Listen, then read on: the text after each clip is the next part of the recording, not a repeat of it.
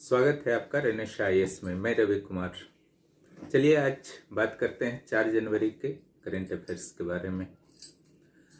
Current affairs के अंतर्गत आज राष्ट्रीय अंतर्राष्ट्रीय के साथ साथ बिहार, झारखंड और उत्तर प्रदेश के कुछ करेंट अफेयर्स की चर्चा की जाएगी जो आपके परीक्षाओं की दृष्टि से अत्यंत महत्वपूर्ण है।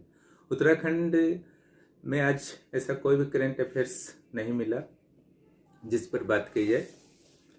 हाँ, आज एक जो समाचार पत्रों में आज आए हैं कि झारखंड में जनवरी माह में और फरवरी माह में हजारों वैकेंसियां निकलने की संभावना है। सरकार अब संभवतः प्रतिबद्ध हो गई है और संभावना है कि जेपीएससी की वैकेंसी जो है 7वीं से 10वीं तक जो आने वाली है संभवतः इसी माह में आ जाए।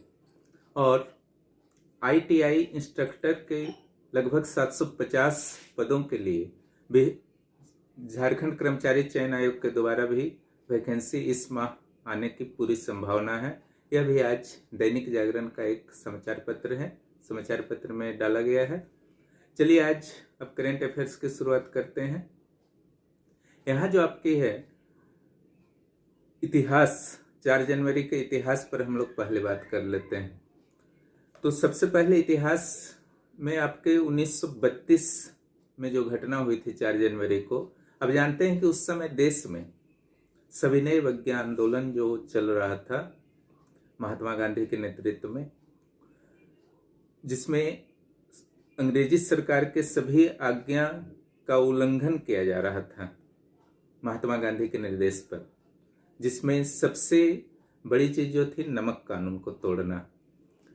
तो अंग्रेजी सरकार को अत्यधिक नुकसान हो रहा था। इस स्थिति को देखते हुए 4 जनवरी 1932 को ही गांधी जी के साथ साथ जवाहरलाल नेहरू को भी गिरफ्तार कर लिया गया था। अगला जो है महत्वपूर्ण ईयर जो है 1966 के 4 जनवरी को ही आपका ताशकंद समझौता हुआ था। ताशकंद समझौता आप जानते ही हैं कि भारत और पाकिस्तान के बीच हुआ था। भारत और पाकिस्तान के जो युद्ध हुए थे 1965 में जो शुरू हुए थे, वो 1966 में ताशकंद समझौता के साथ यह युद्ध विराम हो गया था। और एक दुखद घटना भी ताशकंद में घटी थी, वहाँ लाल बहादुर शास्त्री की मृत्यु हो गई थी।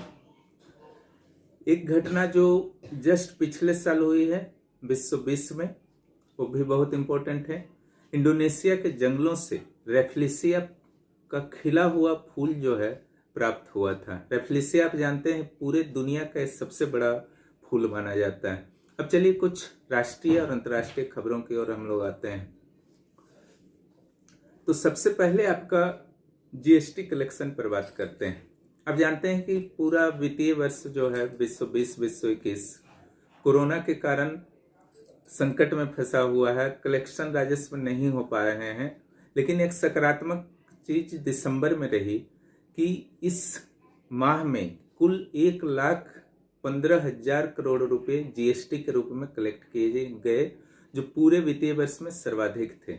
इससे लग रहा है कि भारत की अर्थव्यवस्था जो है पटरी पर आ रही है। Khadi and village industries commission, जो आप KVIC के नाम से भी जानते हैं, अब ऑनलाइन शॉपिंग के लिए एक पोर्टल की शुरुआत कर चुकी है। ठीक है, यहाँ पर इस चीज को ध्यान रखिएगा। आईएएस और जेपीएससी बीपीएससी में अक्सर क्वेश्चन पूछ दिए जाते हैं कि khadi and village industry commission जो है भारत सरकार के किस मंत्रालय के अंतर्गत कार्य करता है। ध्यान रखिएगा, मध्यम लघु और सूक्ष्म उद्योग मंत्रालय के अधीन में काम करता है। एक और जो बहुत ही इंपॉर्टेंट है वो है आपके रेलवे बोर्ड के नए चीफ एग्जीक्यूटिव ऑफिसर कौन बने हैं। पहले आप जानते हैं कि वीके यादव थे पहले, जिन्हें इमिनेंट इंजीनियर अवार्ड 2020 मिला है, कल के वीडियो में मैंने बताया था। उनकी जगह अब सुमित शर्मा बन गए हैं। ठीक है, अब वीके यादव नहीं है। अब आगे हम लोग आते हैं, कोरोना के लिए 2 वैक्सीन की अनुमति जो है भारत सरकार के द्वारा दे दी गई है। ठीक है, और एक वैक्सीन जो है स्वदेशी है, दूसरा वैक्सीन जो है विदेशी है, वो सीरम इंस्टीट्यूट के द्वारा बनाया गया है। सीरम इंस्टीट्यूट के जो भारतीय प्रवक्ता हैं उनका कहना है कि भारत सरकार को जो एक कोरोना का जो वैक्सीन है वो दिया जाएगा, उसका नाम है कोविशील्ड। वो 200 रुपये प्रत्येक वैक्सीन का कीमत होगा। भारत सरकार को जब दिया जाएगा, लेकिन जब प्राइवेट सेक्टर को दिया जाएगा तो उसका 1,000 रुपये कीमत होगा। ठीक है। और ये जो आपका कोविशील्ड है वो सीरम इंस्टीट्यूट के द्वारा है। जो दूसरी जो कोरोना वैक्सीन का मैं बात कर रहा हूँ वो जो है आपकी भारत की बायोटेक कंपनी के द्वारा बनाई गई है। ठीक है। अब आते हैं ट्राइफेड। ट्राइफेड का फुल फॉर्म जो होता है tribal cooperative marketing development federation of India. आपको ये पता ही होगा कि ट्राइफेड का जो कार्य है, जो भारत के जनजातियों के द्वारा जो भी उत्पाद तैयार किए जाते हैं सामूहिक रूप से या व्यक्तिगत तौर पर, उनके विपणन का कार्य करता है, मार्केटिंग का कार्य करता है। तो ट्राइफेड के द्वारा क्या किया गया है, Deendayal Antyodaya national rural livelihood mission के साथ एक समझौता किया गया है। इसका उद्देश्य है कि जनजातियों के जीवन स्तर में सुधार करना और जो महिलाओं का, जनजातीय महिलाओं का जो ये होता है सेल्फ हेल्प ग्रुप्स होता है, ठीक है, SHG जिसको कहा जाता है, स्वयं सहायता समूह, उनको हेल्प करना, तो काफी अच्छा कदम है।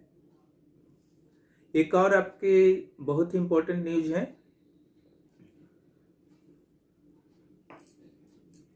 जो मोदी द्वारा घोषणा किया गया था कि भारत को जो है एक ऐसी अर्थव्यवस्था बनाया जाएगा जिसकी कुल क्षमता जो होगी $5 ट्रिलियन होगी। ठीक है। उसमें आपका कब तक का ये लक्ष्य है, तो ये आपका 2024 यानी कि 2024 तक का लक्ष्य है। International union for conservation of nature, जिसको आप शॉर्ट में जानते हैं IUCN, इसकी अध्यक्षता जो है 3 वर्षों के लिए किस देश को प्राप्त हुई है, तो यह है भारत। भारत के लिए एक बहुत ही सकारात्मक कदम है। अब भारत जो है पर्यावरण के क्षेत्र में अपना योगदान जो है दे सकता है इस महत्वपूर्ण संगठन का अध्यक्ष बनकर। भारत और बांग्लादेश के बीच जो है जल्द ही एक ब्रिज का उद्घाटन होने वाला है और ये भारत के मिजोरम राज्य को जोड़ेगा आपके बांग्लादेश के चट्टग्राम या चटगांव भी बोलते हैं उसको, नया नाम हो गया है। बहुत ही बड़ा बंदरगाह है बांग्लादेश का, ये दोनों को जोड़ेगा। और ये जो इस सेतु का जो नाम होगा, ब्रिज का जो नाम होगा, मैत्री सेतु होगा। और इसका निर्माण जो हो रहा है वो हो रहा है फेनी नदी पर, और इसकी लंबाई जो होगी 1.9 किलोमीटर, 2 किलोमीटर से कुछ कम। एक मलयालम के प्रसिद्ध कवि हैं, उनका देहांत हो गया है, उनका नाम है अनिल पंचरोम, ध्यान रखिएगा इनका नाम। अब आते हैं पूरे विश्व के कौन सबसे धनी है, तो 2 अलग अलग संगठनों के द्वारा इस संबंध में डाटा जारी किया गया है।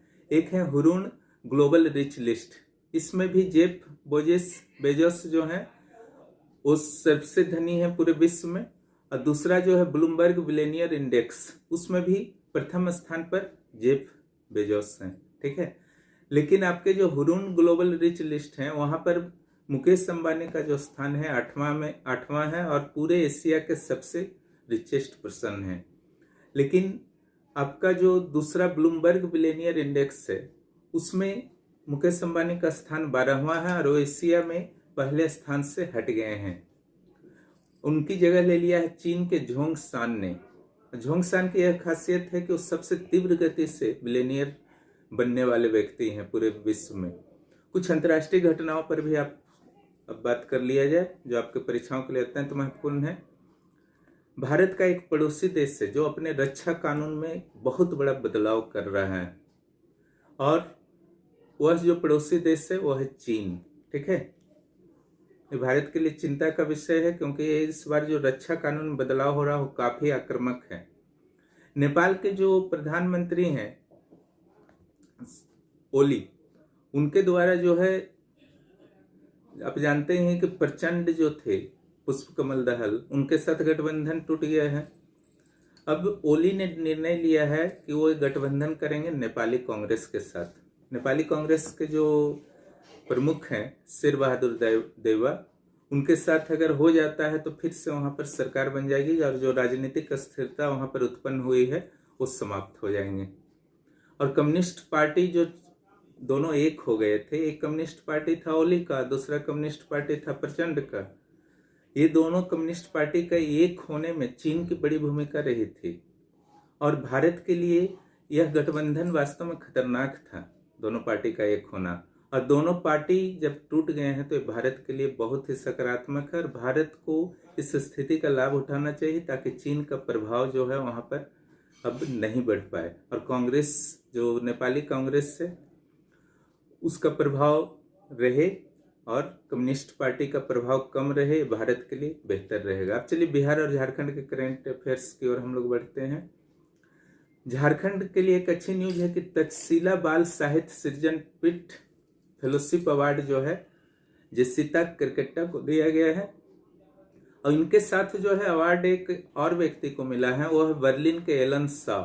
ठीक है, ये मैंने फेसबुक पेज में आज डाला है। इन्हें लगभग 3.6 लाख रुपए मिलेंगे फेलोशिप के रूप में, दोनों को अलग अलग इतने मिलेंगे। और भारतीय महिला हॉकी टीम में झारखंड की 2 बेटियों ने स्थान बनाया है, वो हैं सलीमा टेटे और निक्की प्रधान। इससे हॉकी से संबंधित प्रश्न जो है 6ठी जेपीएससी प्री में आ चुका है। ठीक है, इसलिए बहुत ही इंपॉर्टेंट प्रश्न है, ध्यान रखिएगा। झारखंड के एक अर्जुन अवार्डी और हॉकी खिलाड़ी का निधन हो गया है, उनका नाम क्या है? कल के पेपर में आपने पढ़ा होगा, माइकल किंडो इनका नाम है। अब आते हैं बिहार के कुछ करंट अफेयर्स पर। 101 लोगों की प्रेरक आत्मकथाएं जो हैं golden book of the earth के रूप में प्रकाशित की गई हैं। इन 101 लोगों की आत्मकथाओं में एक आत्मकथा बिहार के व्यक्ति की भी है। उस बिहारी का क्या नाम है? उनका नाम है पंकज कुमार प्रियम।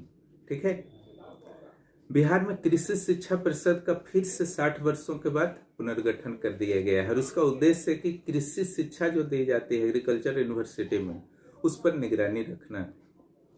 एक और अच्छी खबर है, उत्तराखंड में जो केदारकंठ चोटी है केदारनाथ के पास, उसकी ऊंचाई लगभग 12,500 फीट है और उस माउंटेन पर, उस पीक पर बिहार की एक बेटी ने झंडा फहरा दिया है, यानी कि सफलतापूर्वक चढ़ाई कर ली है और उनका नाम है नालंदा की अर्पणा के द्वारा।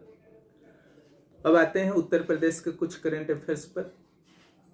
इसमें एक अच्छी खबर ये है कि उत्तर प्रदेश के जो मुख्यमंत्री हैं आदित्यनाथ योगी, उन्होंने घोषणा किया है कि सिविल सेवा की परीक्षा करने वाले अभ्यर्थी को अब बड़े बड़े शहरों में यानी कि इलाहाबाद, वाराणसी, लखनऊ जैसे, दिल्ली जैसे शहरों में नहीं जाना पड़ेगा।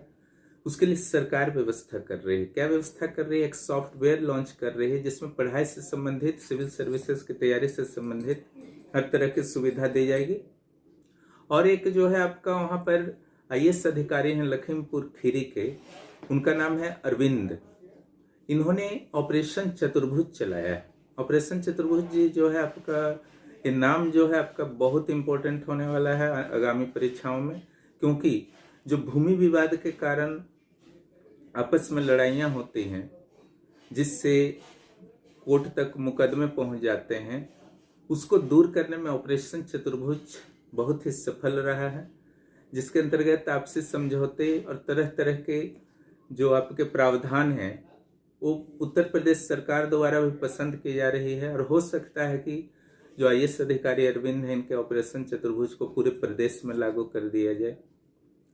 इस ढंग से आज आपके करंट अफेयर्स थे, इनको अच्छी तरह से सुनिए और नोट भी कीजिए। और अगर इस करंट अफेयर्स की आपके जो है कॉपी प्राप्त करनी हो रिटेन रूप में, तो हमारे ब्लॉग पर आप विजिट कर सकते हैं जिसका एड्रेस है www.danishias.com। हमारे Facebook page, Facebook group, Telegram page, Telegram group पर विजिट कीजिए और यूट्यूब में हमसे जुड़े रहिए। आपको बहुत सारी सामग्रियाँ मिलेंगी धीरे धीरे। धन्यवाद।